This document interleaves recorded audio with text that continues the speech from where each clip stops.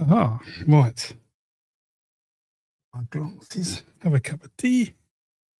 I don't know. Hey, Sean. Hello. Hopefully you can hear me. Let me just have a quick check that everything is working my end. Doo-doo. Can you hear me? Can you hear me, Sean? I can't even see me on YouTube at the moment. Oh, yes, so I am live. Yes. Happy days. We're good. We're good. Oops. My phone is crazy. Right. How are you? How are you, Sean? Hope all is well. I don't know if it's just me and you. There's 3 people here. Hello. Good evening. That's good. A few more people. Marvellous. Welcome, welcome, welcome. Let everybody come on. It's going to be hopefully an interesting evening or afternoon, morning, night. Yeah, lots to talk about. Lots to talk about. So needed. Life's a bit crazy. Yes, you see stacks of books. I'm getting ready to move home soon. That's the plan.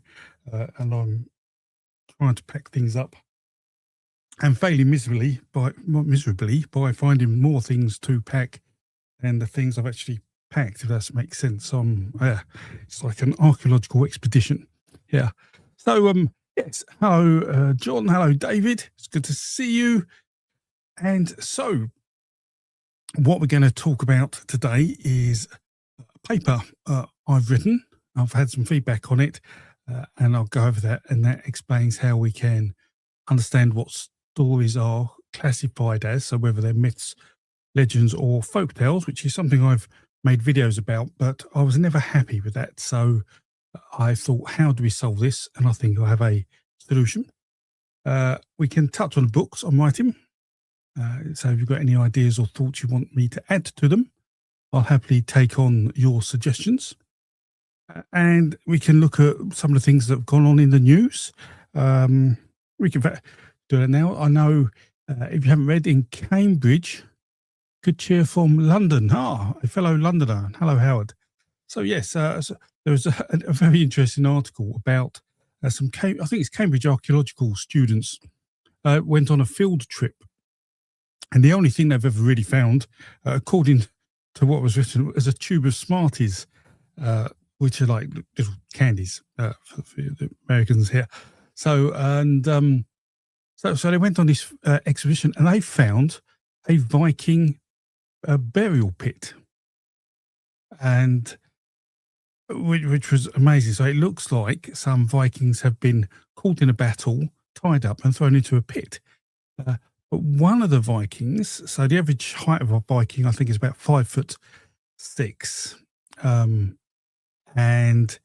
they found a Viking in this pit who was 6'5". I don't know what that is in real money for those Europeans among us.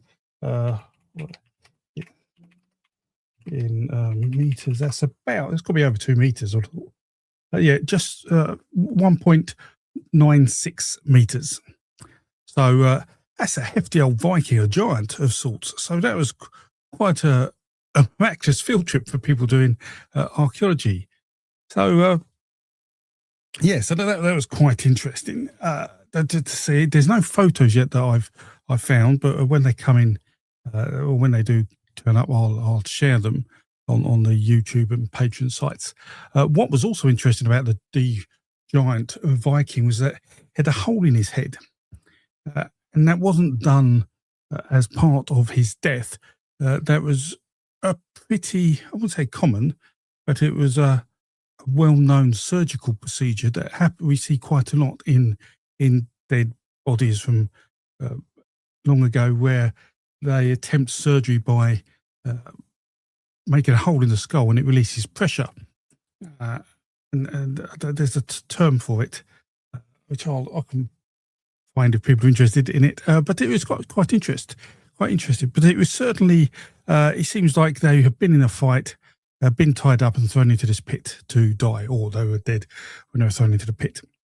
Yeah, that was one thing that happened this week. I think it was a couple of days ago that came out in.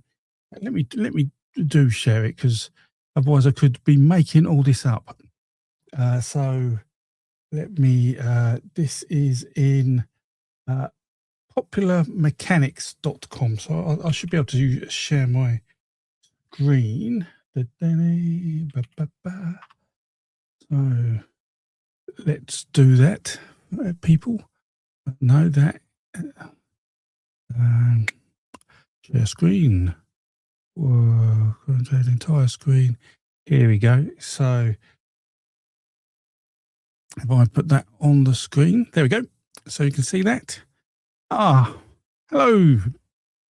Got the immortal heart. Yeah, tree panning. Film. That's what it's called. Tree panning. Well done. And hello, of course. Hello.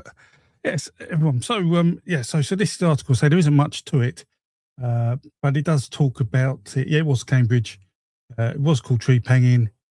So it had giant hole bored in him. So this is, they look at popular mechanics, and you'll get the article up. So the only other thing I read this week was in India. I think it's the Kannan coast, or the Konkan coastline. There are some petroglyphs there in India, which is on the west coast, central west coast of India, and the Indian authorities have set up a sort of World Heritage Site for those. Now, I'm not very familiar with these petroglyphs myself, but I can show you those. Let's remove that. Let's.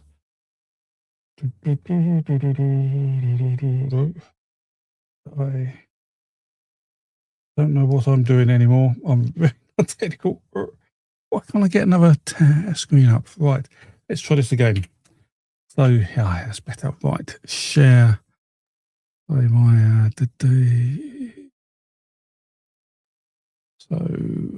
add to stage. There we go. So Times of India. It talks about the Maharashtra Cultural Development Department set up a World Heritage Desk for Konkan petroglyphs. But these look quite large. I can zoom in a bit. Might be able to see them. But that's the only other piece of sort of significant news that I heard of this week. But now there's a few of us here. Let's see questions. I know a guy 6'4", like a giant. So yeah. I mean, I think even today, 6'4", 6'5" is considered very tall. So he must have been considered, exceptionally tall in his time. That's like us today seeing probably 7-foot person in terms of sort of distance above the average. So, one of the things I want to talk about today was the paper I've written.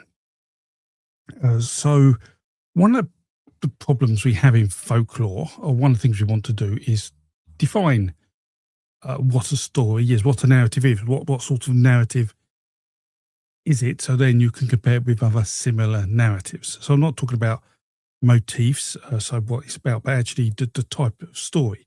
And within folklore, we have mythology, we have legend, and we have folktale.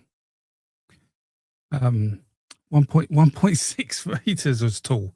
That's, I mean, you say that's 35 centimeters short of this Viking. So another foot, another sort of third of a meter. So, one of the things is, how do we define what stories are? And I've known this problem for a while, but I've always sort of tried to avoid it when I've been talking to you all, which is slightly poor on my behalf, but it's just hard to explain. So things like the aliens at Area 51. That story, some people really believe aliens exist and are there, and some people don't. But it's often called a modern myth. But the thing is, when we've talked about myths before, we tend to say that there are a couple of measures you have for a myth. Is it sacred or is it secular? And so if something is sacred, something is, well, sort of religious, then we consider it probably more likely to be a myth. But if something is secular, we consider it more likely to be a folk tale, or or just a standard story with no real uh, sort of meaning behind it. And then the other part we look at is what world did the story happen in? Did it happen in our world, or did it happen in a sort of a world that looks like ours, but a bit of a fantasy world? So when you look at myths like, let's say, Homer's myths, the Odyssey and the Iliad, whilst they look like they occur in our world, there are things in that world that just have never existed in our world. So you can say it's a different world. But aliens at Area 51, well, they exist in our world, which means they're not a myth. And they're secular because they're not really religious. So that would make that a folk tale, but we think it's a modern myth. So how do we get around these things? And the best example I can give you is one of Jesus, because it's a well-known story. You should all be familiar with it. And the story of Jesus, most people would either say is there's some who believe Jesus is historical, some believe he's mythic.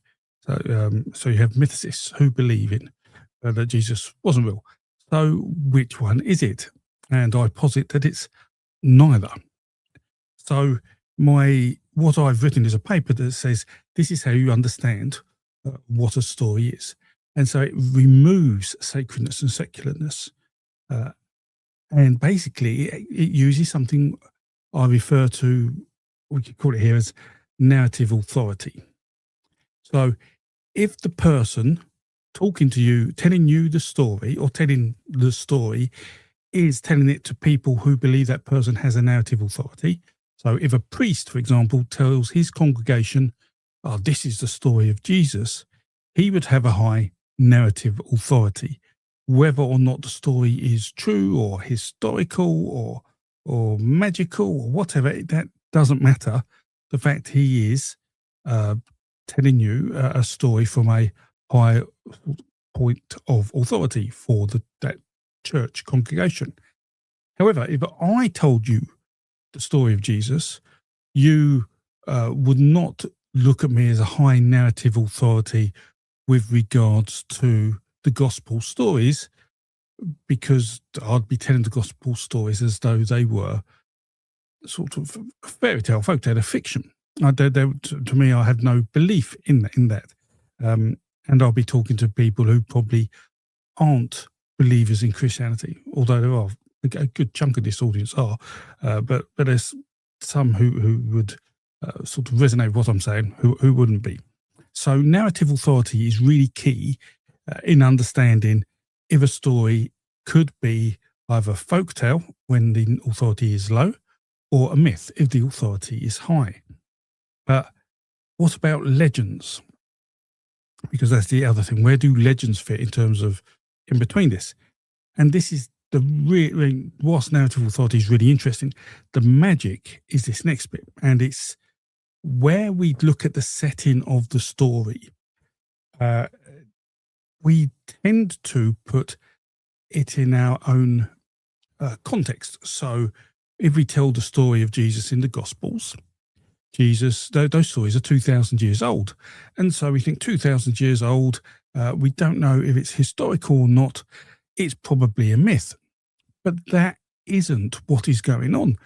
What is going on is you're telling the stories of the Gospels, which were written between maybe 20 and 100 years after Jesus died. So the stories you're actually saying are only 20 to 100 years old in its context, in fact, the ontological setting, rather than what would be a setting in your own lifetime. Or you have to look at when was the story written and what was that context. And if you think, yes, the Gospels were written shortly after Jesus died, then they are legendary. because we know that things that are closer to our time, close to us, are more legendary than mythic, which is sort of in a very different world, a world far away. And so that is what my paper I'm writing discusses, that we use narrative authority and ontological setting to understand the classification of narratives.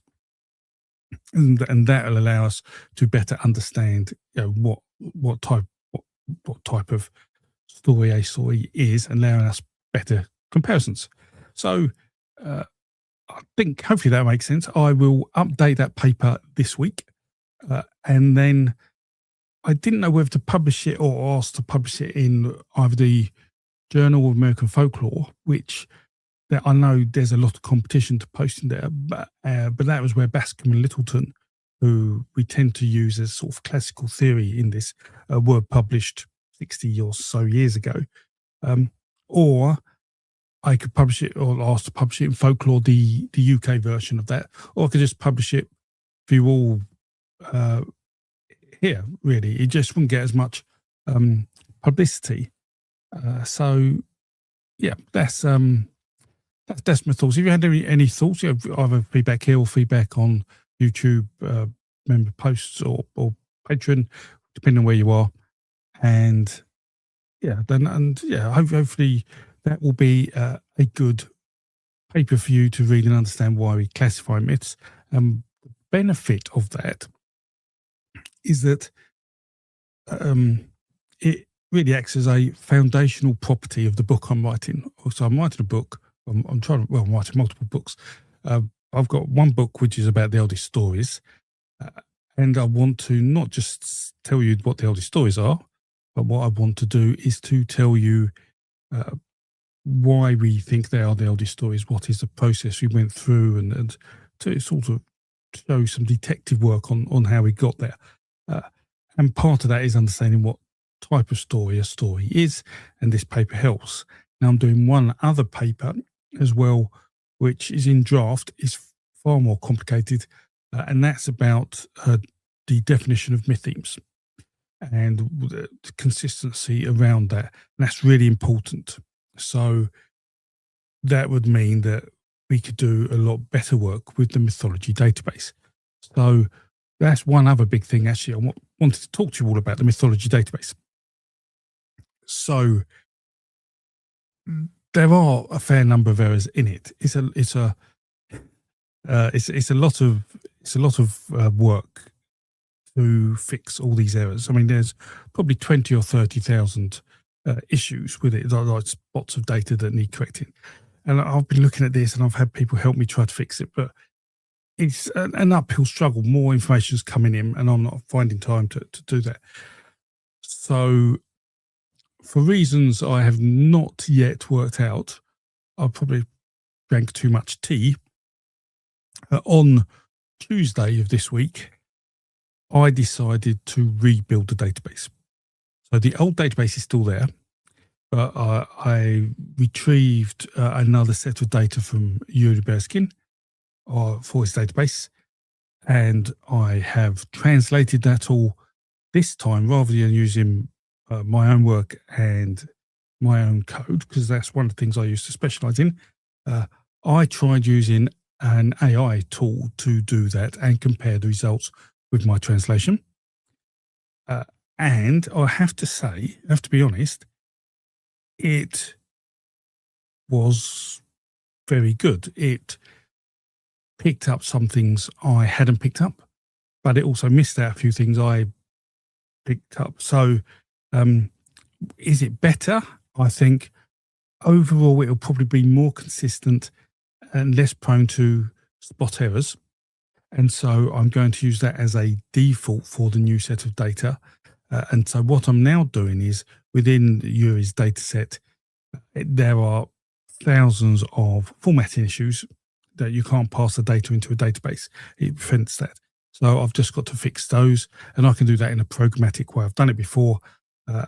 So there's a fair chunk of manual fixing, and then there's some programmatic fixing. So I can write computer code to do that. And providing all that goes well, maybe, I don't want to overly commit to this, but maybe by April, we could have fixed every error in the data. Well, let's say every error in the database.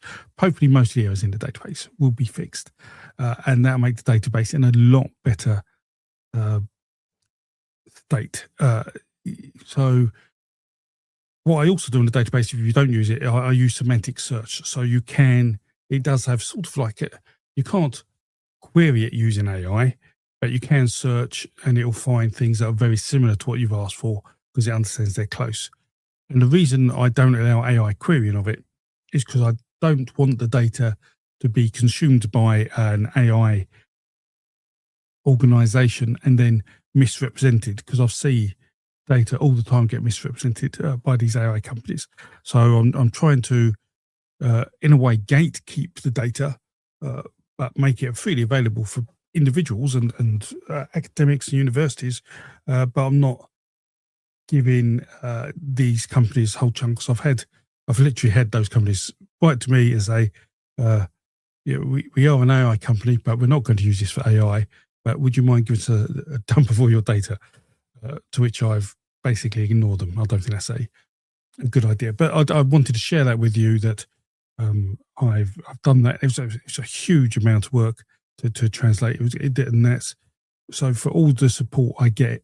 Thank you. I mean, it literally is about 2 months worth of income to run a translation on the database. So yeah, but I'm glad we've done it. I think these sort of verification, I guess, a look at process will be so appreciated in the coming months with the better data. Now I've seen there's a few questions pop up, so let me go back. Markets are crime sprees, other forcible virtuals are mythical, magical. Okay, well, so many papers. Yeah, two papers coming up. Let's say the myth themes and the classification. And then then I have to do the books because I've promised people books for years and I've just failed. So David has asked a question: how can two researchers be sure they pick up the same myth themes from the same story? That, David, is a brilliant question, and one writing a paper, because even the same person could look at a story, write down the myth themes, and come back, let's say 5 years later, and do the same process and be wrong. There is an element of inconsistency. So what we need is a set of rules that allow us to define what a myth theme is so we can pick them up. But better than that is that if I can write those rules in a programmatic way, we could theoretically use AI to do that. So we remove that manual process of reading and picking them out. And I think AI can be used for that sort of thing. However, LLMs, so the sort of models we tend to be familiar with today, aren't very good at that sort of thing. They're very good at summarizing information, but they're not so good at reading information and pulling out bits of data. And you see that all the time when people test AI. They can ask them logic questions and it just doesn't get sort of the scenario and context and goes completely wrong. But that's the plan. And the worst case is I could perhaps go back to my old sort of AI writing. So I used to do linguistic AI translation apps and use one of those, leverage that technology to try and do that. There's all sorts of things there. But yes, if we can provide consistency in the definition of myth themes, cross narratives, and we could do that automatically, and we can have a better data set in the mythology database, then literally I can just tell a computer to go off and collect all the myth themes, which I've tried before. And if you use database, there are myth themes there, but they're not consistent. Although they are helpful, but not perfectly so. But if we can do that consistently, then we can just have a data set of every myth theme for every story, and then we can just run loads of phylogenetic algorithms on it and find out lots more than we have today. So that's the plan, and then I can retire because there's no need for me to do any more work. I sort of retired anyway, but I'm finding it difficult to stop. Yes. So right. Let me just read other questions. So Syntonic Flux says, have you thought about, let me show you what I'm reading here. Have you thought about using a graph database which allows any type of naming for the relationships between data? Yes. So I'm very familiar with Neo4j, which is a graph database. So for people who want to understand graph databases, think of it like the database behind Facebook, where you have friends and you have friends of friends and you're doing things. And it's a way of creating all these relationships with edges and nodes, we call them. And you can put the data we get from looking at a narrative, like looking at all the myth themes. And we can, when we get all the myth themes together, we can literally throw all that into a database and see if there's patterns. So absolutely, Syntonic Flux, once the data is good, then it's worth doing. It's not worth doing before then. So you're against AI and how it is used these days. Artists will be, yes. I agree that AI, generative AI, in terms of creating art, is a problem for professional artists. But it's the same with programmers. For example, I used to program and used to code, and AI is removing all those jobs as well. I don't think there'll be proper computer programmers in 5 years' time for most large institutions. They'll be gone. They say an artist are facing a similar thing, filmmakers are facing a similar thing, and I don't know how we fight that. It's something I've thought about. How do we create credibility that our information's better? And I have this little rant for people who watch me a lot. There's one particular YouTuber, but there's lots of such. But there's one who definitely uses AI to create their scripts. You can just tell there's just errors everywhere in it, with words being used in the wrong context, with contradictions in the script, with bits of historical data missing, and the like. But they're so well produced, they get hundreds of thousands of views for something they do, which I would maybe get 10,000 views. So, and that annoys me, because there are mistakes in their work, and their work probably only covers 80%, 90% of all the facts that should be told. So the question is, how do you sell something that is more credible and is 100% accurate, but literally only 10% better than what they're doing in terms of information, and probably less well produced? I mean, I just sit in front of my books.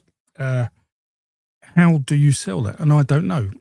It's a real big problem we have to look at dealing with. And yes, but I do feel for artists today. And there is, I mean, we talked about it. There is something about owning a piece of art, that has been painted, and an artist has put their soul into it. But that's, well, I don't know. Is that where we have to go? It's just by quality and the digital age that has come along, where artists have put things online, and that it was just a flash in the pan sort of thing in the grand scheme of humanity. We should go back to buying art on canvas, although people do replicate that as well. So I don't know. I don't know the answer. But all the time there are a few of us, like people here, I'm sure everyone here, we want credibility and facts and the best information we can. Then we will persist until AI has downloaded our brains.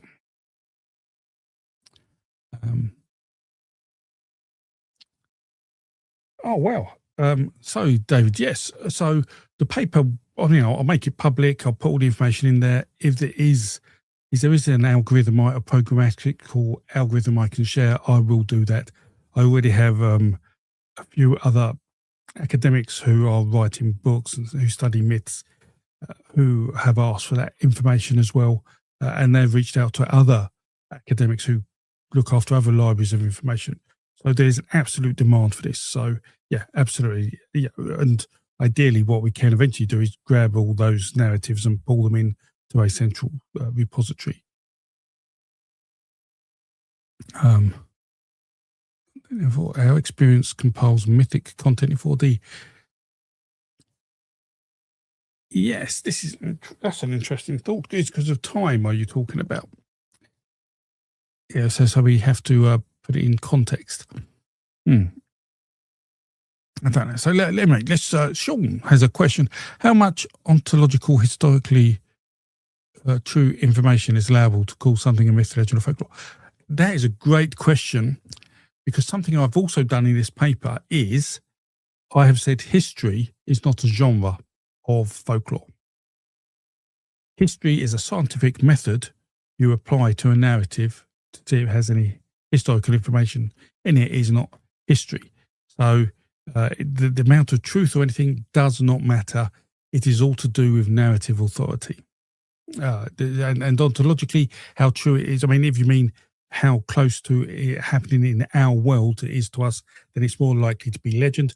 The less it seems to be happened in our world or near our time, or near the time of the narrative authority telling the story, it heads towards myth. I'll share the paper, Sean. I say hopefully by the end of this week, I'll have a plan on what to do with it. But I'll quite happily share that with you if you want. Not a problem. We have a new member. Hello and welcome, Sloan Ranger. Hope you love mythology. And have you any questions? Just ask. So there's some questions going on. Let me just whiz through them. Right. So, sorry, let me have some more tea.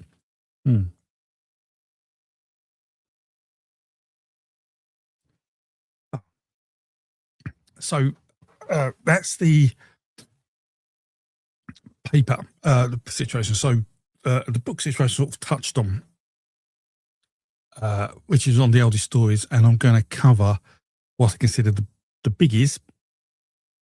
Full mug. Oh yeah, Crick and full mug. I don't know if you can buy these. I did have a link. I don't know if it works. I can sort that out if people want mugs. We can do that. So the book's on the oldest stories, and I'm going to cover the basics, which is cosmological events. So how did the world get here? How did we get here? I will cover why do we die? Because we should be immortal. I may well cover the underworld, and then depending on how much that takes up in terms of pages, I could then do other things. And I say that because I've literally written half the book and I'm already on something like 400 pages. Also, I think any more than that is perhaps a bit too much for a book. And so I may need to do a couple of books. That might be easier to keep the book sort of lowish cost in terms of price per page sort of thing. So, yeah. And there's a few questions going on in chat about AI. I don't know if I can put chat on the screen. Can I put chat on the screen? Don't know if there is a way of doing that. I'm sure there used to be doing that. No, I can't see a way of doing that. So, new scenes panel. No, I'll work out for next time. I keep forgetting to show you the questions. So, someone's, I think that's Sean has just said, Hans Rice witching hour was, no, that isn't it? There's also Hans Rice witching hour was 1,100 pages. I think the issue, Sean, is I still don't know if I'm going to self-publish or whether I will leverage some of the offers I've been given. The trouble with the publishers is that they want me to publish a specific set of stories in one volume. They're not interested in having a multi-volume set. And I'm sure there'll be more stories that come out and some I don't fit. and so I want a multi-volume set. So it may be that I just self-publish, and so I can do that. Oh, you can see the chat in the sidebar. Oh, excellent. So two tries to get to 11 pages. So yeah, I mean, I'd like it to be more consumable and friendly for people. So, and certainly the cost of 1,100 page book, I think, will be more than that of a 400 page book. Obviously, should be a third of the cost. Well, certainly half the cost. So that's the plan anyway for everyone. And my plan for that was to have that book finished in November. And this year started really well, and then I just created lots of mess because I may move, and I've now found myself I've got to do a lot of traveling in the next few months. But I will still aim to do that. But the consequence of that is that I will be making less videos publicly. I'll do these live streams when I can. There is a video on solar eclipses that I've yet to release to the public. And the YouTube members and patrons have seen that, but I'll release that maybe next weekend, so you see that. But it just means I'll make less videos so I can concentrate on the mythology database and on the book. I feel if I can get the mythology database up, that will just, be so useful for everyone. And then, and the book people just want, and it's a big weight off my shoulders. So let me ask. So what we've got here is read Neo4j and graph databases. Okay. Are there any tools that provide an AI agentic layer to query in a graph database, one that is called... Oh, there is one, you mean? Yes. So what we can also use is Open Claude or Claude Cowork, because at the end of the day, the output, you can get that data out as cipher and look at it that way. So yeah, there are ways, but in other ways, because it's very visual, these databases, it really does suit a human brain.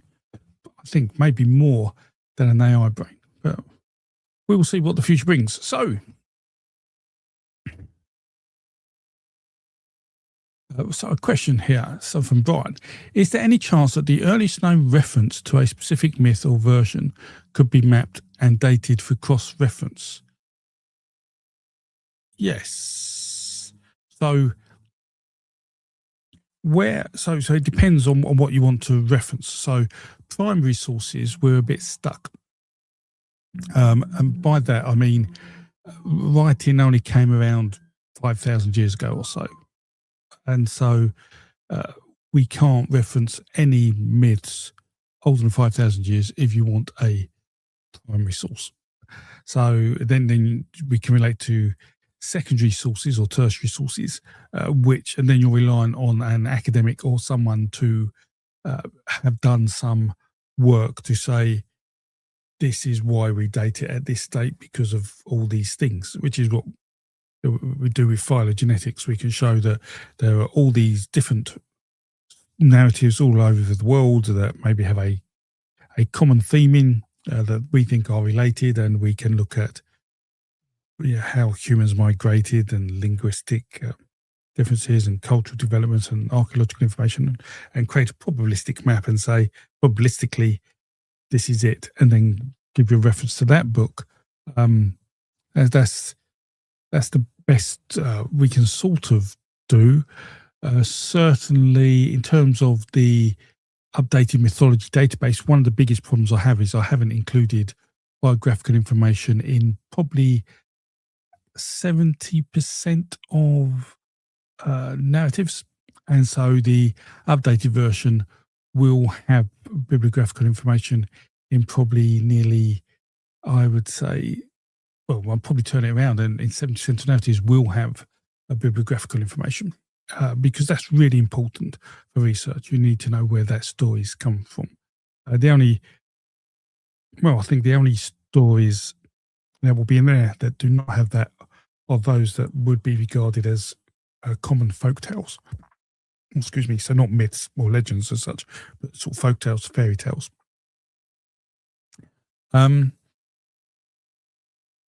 Question from the Immortal Art podcast. Well worth checking out, by the way. When it comes to book publishing, I've found the perfect publisher. We need to talk. Oh, okay. Thank you. Yeah, absolutely. Better. Hello, Green Thumb. Welcome. Right, so that's the books, that's the papers, that's the Mythology database, and that's what I've been doing for the last week. So, I've only been on 40 minutes. Do you have any questions, or would you like me to talk about the solar video? I don't know if, because some of you haven't seen it, that's a bit more difficult, but we can certainly maybe, because there's a lot of interest here about the data in the Mythology database and the myth themes and the consistency. So we could talk a little more about that if you want, if there are things you want. But first, we do actually have the man of the jacuzzi asking a question. Why do you think that Manu kills Yimo in the Rig Veda and the Edda? Yimo gets killed by 3 gods and Manu survives the flood. Right. So, right. Where do we even start? So, myth tends to come from ritual behavior, and ritual behavior tends to be reinforced by myth. So, if we go back to what's going on, so we need the myth needs creation to happen. Something needs to provide the material to let the universe be, let the cosmos be, let the earth be.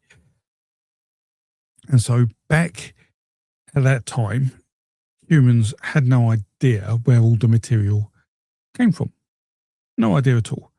So the natural decision, if you can make something out of something, well, you can make it out of a big human. And that's the idea of that. So if you can make land out of a big human, so this is the dismemberment of a giant, a motif we call it, and this has been going on this is Proto-Indo-European. This is way back into Paleolithic, according to people like Michael Witzel, who wrote a book, The World's Oldest Mythologies, which I have a copy somewhere, but I can't see it. It's behind my books. So, but you have to have a dismemberment of a giant to create the world, and to dismember a giant, the giant has to die. So, the giant needs to be killed, and that's straightforward. Really, that makes perfect sense. But then you got to think what happens to the bodies, and this is probably one of the key things, which is that Yimo ends up not only providing the material for the cosmos, but actually becomes the lord of the underworld. We often see him ruling death. So, to me, that story, in that sense, is really well balanced. It sort of answers lots of questions that, why is all this world here, and what happens when we die? Well, Yimo died, and he's now in charge of this other world, and that's where we go. Now, the thing we also need to be careful of, and I have said this when talking about the myth, but perhaps not firmly enough, which is that I think Bruce Lincoln has done a brilliant job, and even he recognises there are issues with what he's talked about. I feel there are things we're possibly missing, and I brought up the cow quite a lot, and the work. There was an extra tablet of the Enuma Elish found, and that had Tiamat, which was the water serpent of Mesopotamian mythology, sort of Babylonian and Sumerian creation myth, as being sort of a water serpent. This Tiamat, the giant that is dismembered, but that had it as a cow, or certainly described bits as a cow, and we see a cow a lot. Certainly in the Old Norse, Thumla is right there at the start, and the cow is sacred in Rig Veda in the Hindu mythology, but the cow doesn't seem to have a proper place in the original myth. I mean, we could say there is a cow, but why? Because we often find that the body sometimes is used, or the Yumo is used to create animals and plants, such as his hair becomes vegetation. But we also see in some stories that the cow provides material for the animals. So there's that bit there which we seem a bit lost at. And the other thing that seems to be a bit lost about is the wife, the female aspect here. So it's like there is no feminine primordial being. And whilst I could understand that, because we see that in sort of Romulus and Remus and other stories, I do feel that there might be a feminine figure around the myth somewhere. We just haven't sort of pulled it out yet. So I don't think the number of people killing the Yumo figure really matters. The fact that he must die to provide material, and that also allows him to become Lord of the Underworld. That just works really well. But there is more to come, and even the construction of the story I tell, it is a construction. It's not a. It would be wrong to call it a reconstruction, and I think Lincoln actually points this out in his latest paper, because whilst we see very similar stories, they don't all evolve consistently. So we can't sort of pull them back into one and get the balance of the story. You have to try and make decisions about what aspects or what myths may have been there. So one of the things I would love to do, and this is a part of another book I want to write, is to write about this myth sort of thing. There'd be more to it than that. But this creation myth is really interesting in the cosmology and the sort of religious thought about it. So that's where that's going. But that's why Yumo gets killed. 3 gods doesn't matter too much. And the 3, because the 3 gods in the Old Norse, for example, because there's 2 versions of it. There's Odin, Vili, and Ve, and there's Odin, Lothor, and Lothor and Hothor, I believe. So, I don't think the gods matter or the number of gods matter. It's just that Manu needs to kill him, and the result of the killing, the murder, allows him to perform that isn't a murder in like the Cain and Abel sense. It's a sacrifice which allows Manu to explain how to sacrifice 2 people on the world he goes down to. He becomes the world's first priest because he's shown how you sacrifice to create material. So if he can teach other people to sacrifice to create material, the world will stay in balance. So hopefully that makes some sense, man of the jacuzzi. But ask a question and I'll get there. If not, so here's another question. The immortal art again. Was mythology originally a form of early truth or simply storytelling or religion? So in terms of myth itself, that is in effect a truth. It is, so this is where we get into this narrative authority thing, but it's sort of a way of explaining the world pre-science, very much when you talk about myth. And so people did things in a particular way. And so this is sort of the Eliade version. So Mircea Eliade, a Romanian philosopher who actually ended up teaching Bruce Dinkum at University of Chicago, I'm pretty sure he had the thought that people do things and then they create a story about why they're doing them in a particular way, and that becomes the myth, and the way they're doing them is the ritual, and then story then begets the ritual, and it just sort of builds up itself. So, and in a world where there was no understanding of why certain things happened, they happened because they just happened. It was the way of the gods.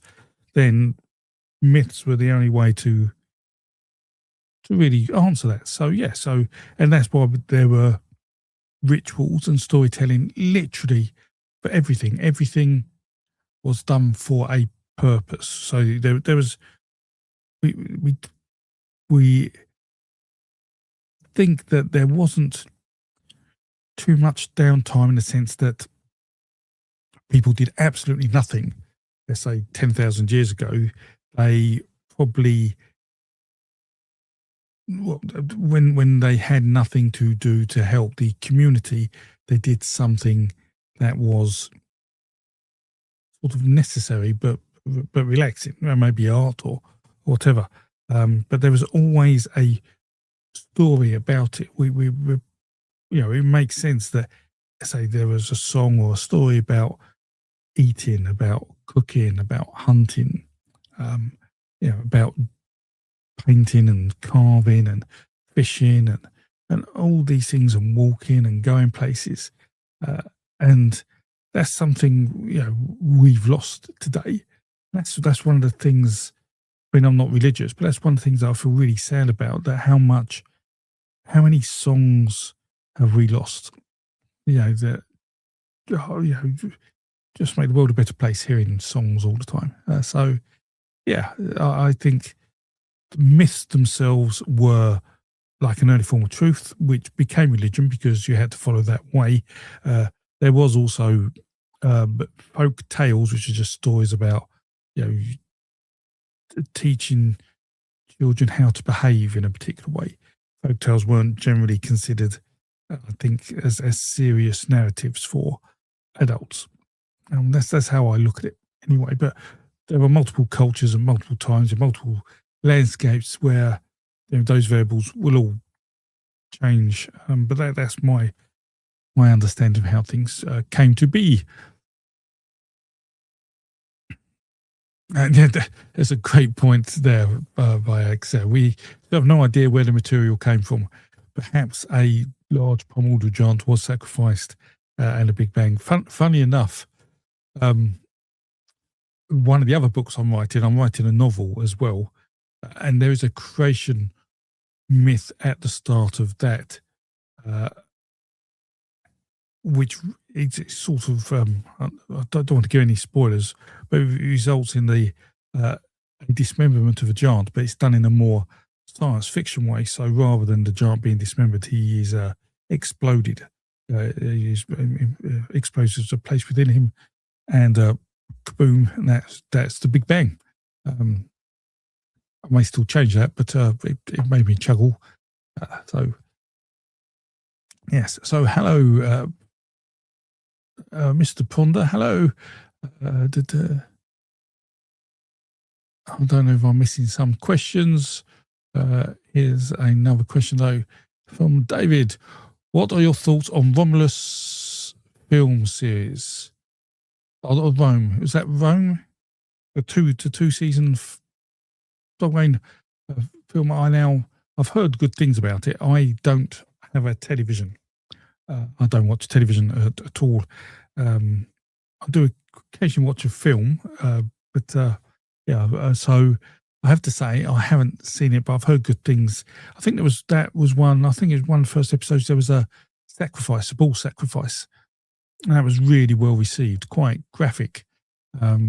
But yeah, I never know what happened in the end, and it really does annoy me that people like Netflix make TV shows, and then after one or two seasons, when everybody's really involved in it, they stop it, and that irks me.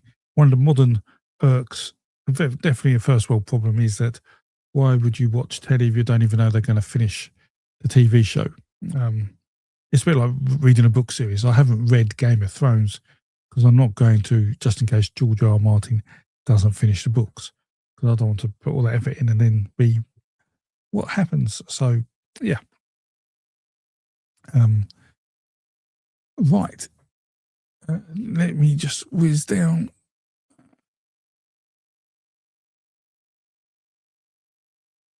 There's a nice. Thank you very much, Joe. Your voice is silk. You should do voiceover work. There are some people who like my voice. I have no idea why. There are some people who hate my voice as well. So you can't please everyone all the time. But I do. Well, I did start a YouTube channel called Creckenfold Reads, where I tried to read some stories and things. And it never really took off. But if I get more time later, perhaps when I finish my books, I could do the narration on those maybe. But yeah, it's a thought. It's a thought.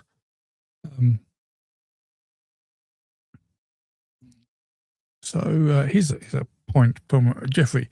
Can myths form even in a society in which most people are no longer connected to agricultural practices? Yes. So myths are just a way of explaining things. So it doesn't matter what you're doing. If you're doing something and you need it explained, and you haven't got the science to explain it, then you will make something up that seems like an explanation, even if it seems like science. And in fact, we even see, there are examples, I believe, although off the top of my head, it's hard to think of them, where a myth may be disproved by science, and yet people still want to believe in the myth. So, for example, let's say, I had this chat with Derek from Myth Vision, actually. Let's say there is some debate over whether Jesus is historical or not. And I put it to him that actually, even if we found out that Jesus never existed, I think Christianity would continue. So, I think some people need to believe in things in a particular way. The agricultural society, it's just was a catalyst in creating anthropomorphic gods and rituals around the underworld and the seasons and things that relate to water and the like.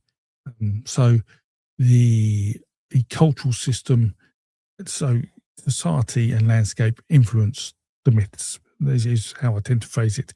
So if you're agricultural farmer or a pastoral farmer or a hunter-gatherer, even if you all lived in the same place through time, your myths would be different because your culture is different. But equally, if you had 3 sets of agricultural farmers and some lived in the mountains, some lived by the sea, and some lived in the plains, they would all have different versions of the same myth. So, landscape and society will shape myth, and myth will persist, whatever.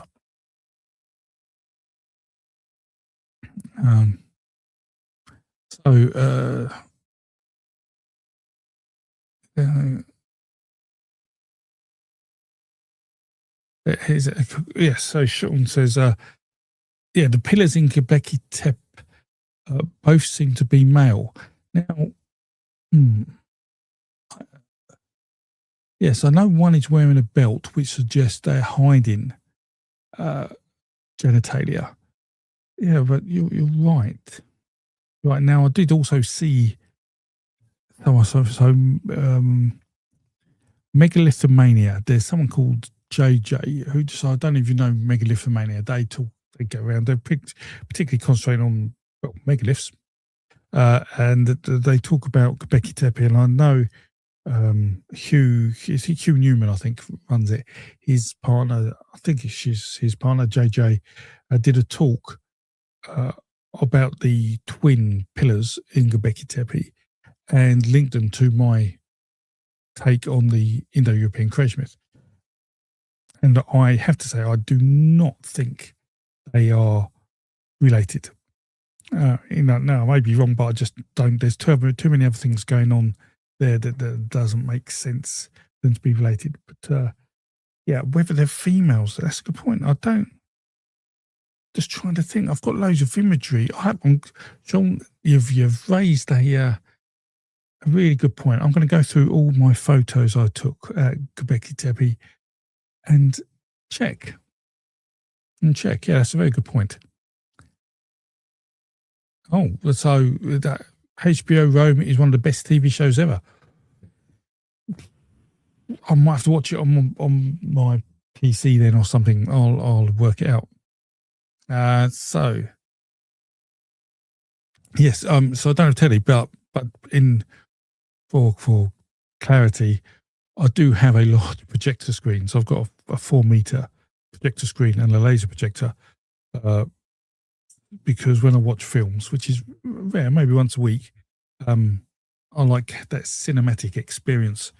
So I don't use it very much, but yeah, it allows me to be completely switch off from this. So I have a room in my house that is the opposite of this room completely, and perhaps before I move, I can give you a tour of it because it's full of paintings and Star Wars memorabilia and weird weapons from various movies, like a Highlander sword and a lightsaber and Lord of the Rings swords and things like that. But lots of poetry books and art books and the like, and a really nice chessboard and things. So it's where I go to switch off. I need a really completely different place in my life because I spend 80 or 90% of my waking hours in this room, literally. So it's nice just to get away and switch. So I do have a big screen. It's just not connected to TV live shows. Well, I'll just put that out there. So I'm not completely sort of technophobic in that way. Right. So Real Reggae. I've got Real Reggae Records. Real Reggae. I like that name. Right. So any idea if any of the Indo-European myths started with Neanderthal populations, given they produced art?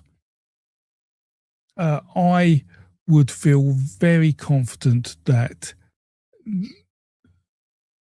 they probably didn't directly influence the Europeans. So, and I say that because Neanderthals died out maybe, let's say, 35,000 years ago in terms of sort of the last core populations. There was some drifting around, and the Indo-Europeans are maybe 8,000 years ago.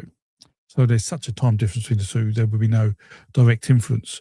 Now, I did make a video on Neanderthals and could they talk, could they tell stories? And I'm very much convinced that Neanderthals could speak complex language and would almost certainly tell stories. So, yes, they were telling stories. Now, were they telling stories in a way we could understand? That is more difficult to answer.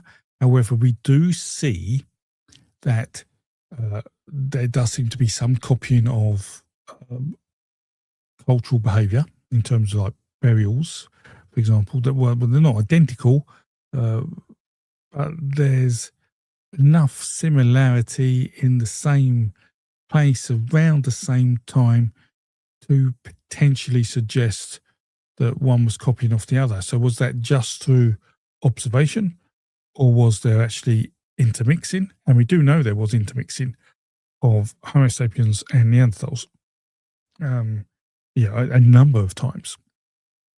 So I know the First Nation Australians have, I think it's one set of DNA admixture with Neanderthals, and then the rest of the population outside of sub-Saharan Africa have many more versions. So, yeah. Now, did that mean we were friendly with them, or were we,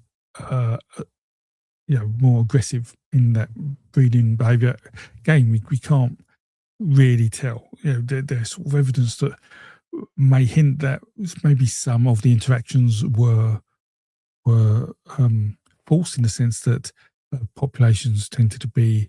I think no male Neanderthals mated with female Homo sapiens. I think, might be wrong in that. But yes, it's very interesting. But certainly, in terms of answering your question, there was no direct influence. The timelines are just too massive. People saying they love my voice. Thank you. David is still waiting for the last Game of Thrones book. David, you probably could read 1,000 books before the last book comes out. So get comfy, I think, for the answer to that. Right. So let's see. Hello, Bigfoot.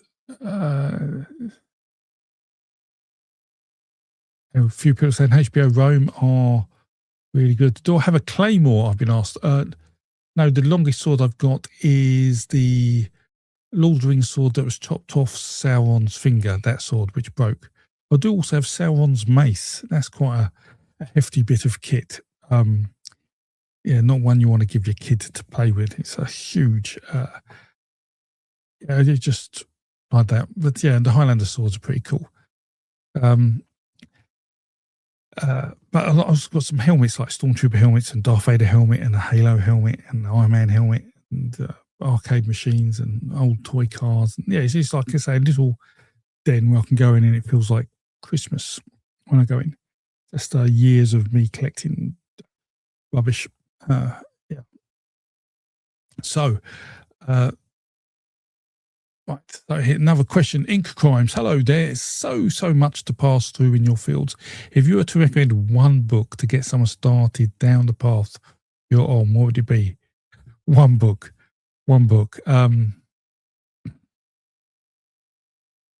That depends on what stirs their interest. So one big generic book to get people on the right track would be Whittle's book on the oldest mythologies in the world, or the world's oldest mythologies. And I do have a copy of it. 1 second. Let's see if I can. Oh, yes.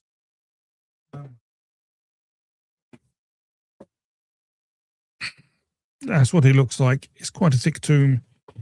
How many pages? It's 660-ish pages. Looks like that. It's quite cheap, relatively, for this size, I think. And there I was saying I can't sell a big book, but for what it is, it's interesting. Now, this was written in 2014, I think.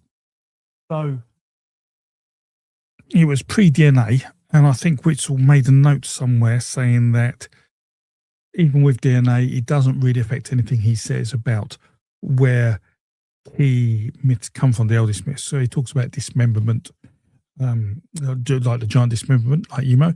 He talks about the Earth Diver and a few other things. So that's a really good generic book. If, however, you want to know more about cosmology and religion and those old things, a really good book. I was surprised how interesting it was when I read it. And I literally read it in one night when I first got it. It was just like, this is fantastic. It was Bruce Lincoln, and he wrote Myth, Cosmos and Society, which explains the Indo-European cosmology really well. And it's like, and that gives you a really good balance of really practical, real Indo-European mythology and ritual. But if you want something between that, then I know you said one book and I've mentioned two, but here's a third. If you want something a bit more, I'm going to say fluffy, that won't go down well with some people. Fluffy is Mircea Eliade's, let's say, the myth of the eternal return, or his sacred and profane. So he's more philosophical. He understood things by a phenomenological approach. So he tried to participate in a religion, not believe in it, but sort of so he could have a feel for it to see how it was. And that has some really interesting thoughts. So that because it is broad, that gives you a sort of a starter for 10, I think. I have promised to do a walk through my books and to do a top 10 books thingy. And I'm rubbish, basically, but I will do that, and that should answer all your questions. So books. Oh, well, could I do it now? I don't know. So in terms of other books I'd recommend for people, There is Theorizing Myth by Lincoln. It's a small paperback. Absolutely brilliant book. It really resonated with me on so many things. But certainly if you want to understand a mythologist's journey and what myth is and things like that, that is good as well. So Theorizing Myth, it's got the Myth of Eternal Return, we've got that. So in terms of other books about mythology, probably worth getting Levi Strauss's 4-book set. Oh, I've forgotten what he called it. Was it The Science of Mythology? It had the War of the Cooked in and things like that, if you're familiar with that. Levi Strauss. I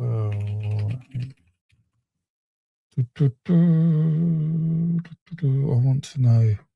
Oh, Science of Mythology. He's got a 4-book set, Science of Mythology. I don't know if you can still get that. I mean, I rarely, if ever, buy a book full price. I'm quite careful with money. So I tend to do eBay and books and just look for good deals. But if you look around and you have a bit of patience, you can pick these books up relatively cheaply. I mean, I think the only books I had to pay full price for was books from Cambridge. Got the Cambridge books on world mythology. So, that's really it. So, so Levi Strauss is another good one. Dundes has written a great book on folklore, worth a go. Let me just move my camera with me. That's the way to do it. Maybe I'll do a live stream where I can walk my camera around and do a walkthrough whilst talking to you with the screen, and then I can answer questions as we go. So they're books about folklore and mythology. If you want books with mythology in them, then that's quite easy. Rig Veda, Jameson's version, which is 3 volumes. It is expensive, but it's such a better translation than others, and it is available on PDF format, ebook format, so you may be able to get it really cheap. The Poetic Edda, Larrington's is probably the most used, although Petty has got an excellent version, a lot thicker, and it has dual language if you want to see the Old Norse as well. I'm looking at my bookshelf, so I wish I could show you these.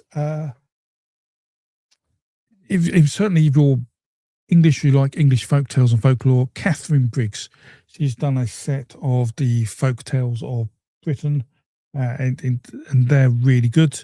You can either get them in 2 huge paperbacks or 2 sets of 3 hardbacks. They're normally about £100 a set. Let's say if you look around, you may get one. I don't know, but I'll probably have paid £100 for the pair of mine. But yeah, look around for it. That's really good. And is there anything else I'd recommend? Then it's really down to the cultures you're interested in. Yes. So, but there are so many books. So I'm trying to be limited, but yeah. So that one book question I failed at again. So, but hopefully that helps. Right.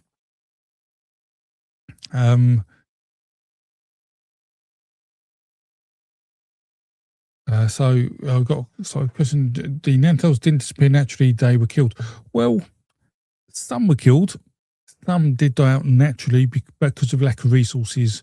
Because it looks like a combination of climate and overhunting or hunting by Homo sapiens. So, but there's because there are multiple populations. I don't think there's any one answer that covers everything. Someone mentions White Goddess by Robert Graves. White Goddess is an interesting book, but much like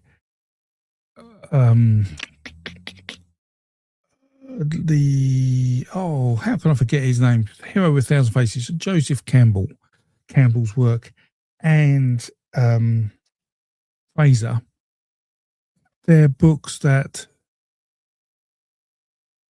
are worth reading if you're interested in the history of folklore, but they aren't necessarily books you would ever reference if you wrote an essay about folklore proper. Okay, so that's how I'd put some of these books in there. There's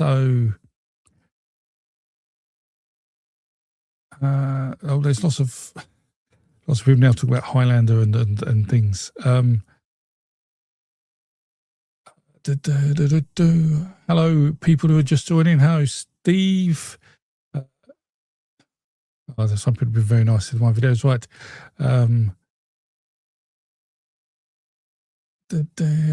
Sorry, I'm just reading all the messages, so bear with me until I see if there's a question. Right, so any book recommendations on Native Americans mythology? Yeah, now,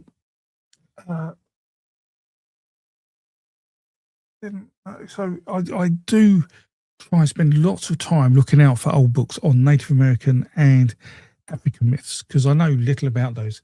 And I have a book which I really enjoyed. I think it was called Blackfoot. What to do with Blackfoot? If you give me 1 second again, I'll just go to my library.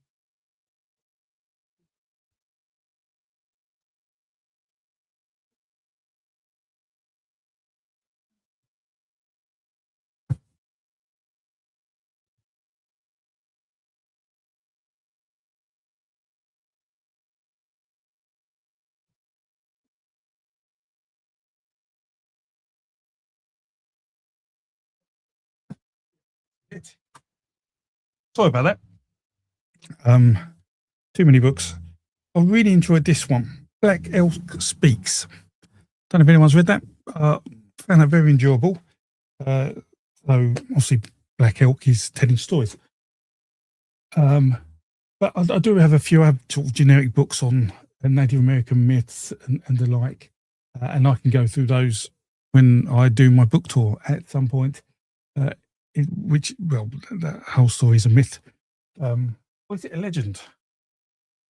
I have narrative authority, so it's probably myth.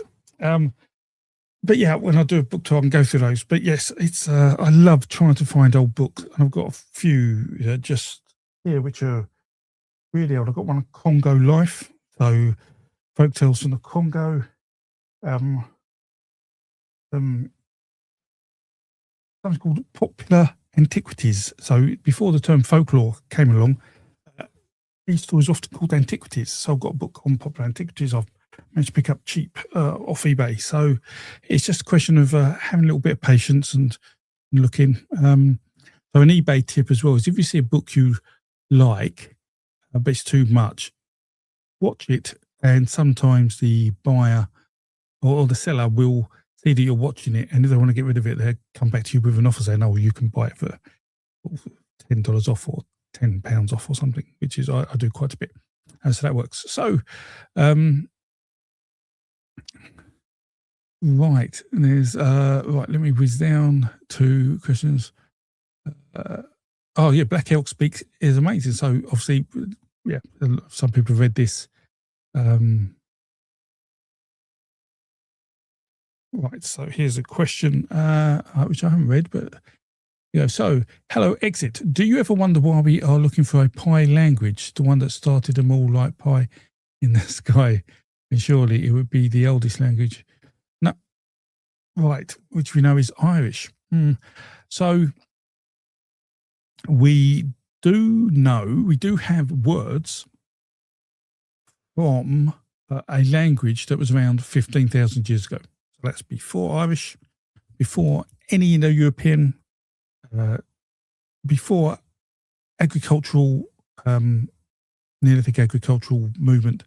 We do have words from a language before then, and what they would perhaps you'd call it an Asiatic language. But some people think it could be sort of a language that's split into Uralic and Indo-European.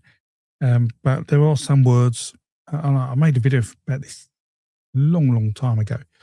And there are words like, I think, me, him, you, those sort of words.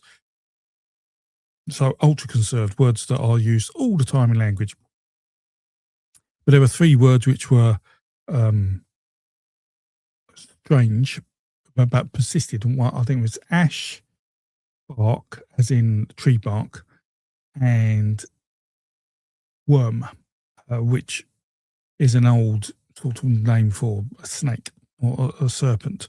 And we can trace commonalities in languages from across Eurasia and into North America of these words.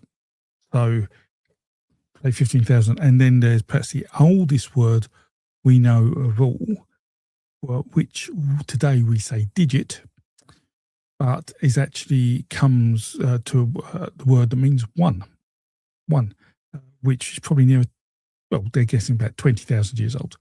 So, yeah, that's the oldest language. I don't think I was mentioned about digit in that video, but I do mention about bark and worm and the like. And there's a paper associated with that referenced in that video if you want to find out more about these ultra conserved words, because usually words change every 5,000 years or so.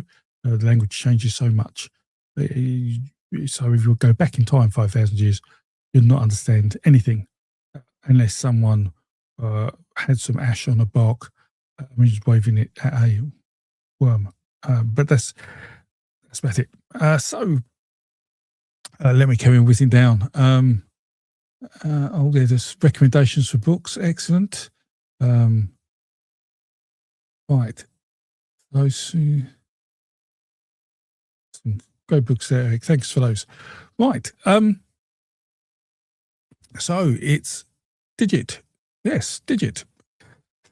So yeah, that's my understanding. There must be a paper about it. If I can find a paper, I will share it on a YouTube post and on Patreon. So it'll pop up for everyone to see. Let me note that down in my to-do list. I've got a pen. Freaking full pens as well. No one wanted those. So, right, so digit. So, hopefully that gives you can't understand my kids. yeah, different language. I think that's always the same, isn't it? So, yeah, hopefully that was a good update for you all in terms of what I've been doing. Well, there aren't so many videos, but what will come out are some big long-term projects, Mythology Database, a couple of good papers, and a book or two by the end of the year.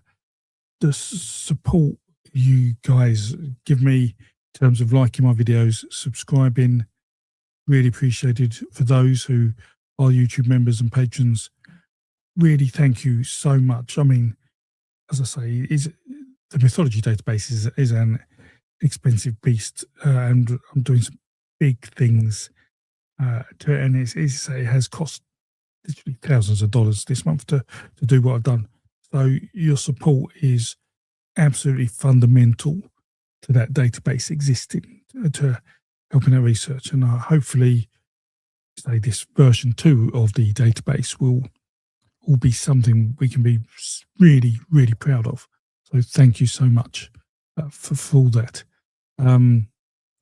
Yes, and with that, hope you all have, if you've got any of your Sunday left, have a lovely Sunday. And I will release a video on solar eclipses and their myths next week for all those who aren't members and patrons. And for members and patrons, I will post random stuff over the next week or two anyway, and I'll talk to you about the paper as well. Yeah, with that, please stay safe and well. Thank you for everything. And I really appreciate you all coming along and joining in a lovely chat tonight. Take care.